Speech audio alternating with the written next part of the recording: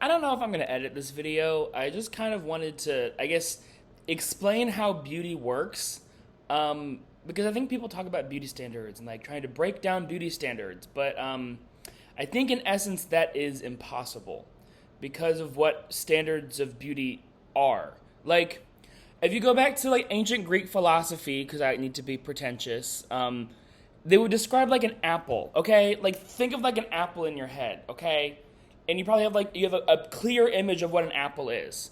But an apple can also be like yellow, or an apple could be cut in half, or like an apple could be rotten, or apple like there's a bunch of different types of apple, but you have like one meta idea in your brain of like this is what an apple is, okay? And no matter how many apples you look at, no apple is going to be as perfect as the apple that you have imagined in your head, right? That's how all thought works. All reference works is that you have like a meta idea in your head of what something is, okay?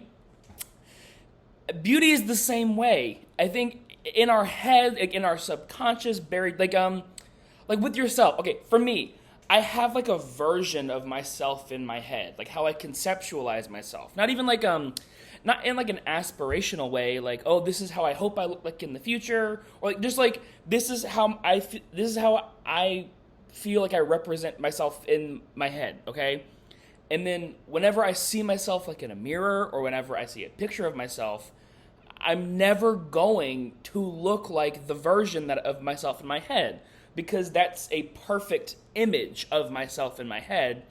Therefore, I will never be beautiful enough because I will never be perfect enough. Does that make sense? Like I guess there's a very traditional like Eurocentric white beauty standard, you know, and especially for women, and no woman will ever be able to attain that because in our brains we have like a meta like archetype of these factors, and that's what the most perfect beautiful woman is because it's not real, because it has no flaws, because it's imaginary.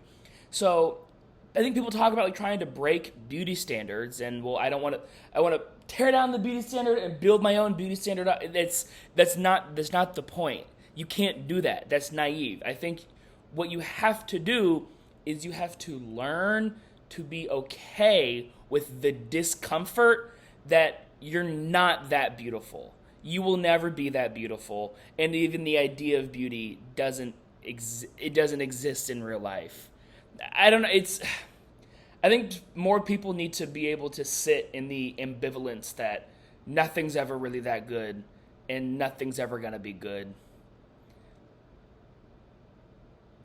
I don't know if I'm gonna post this video.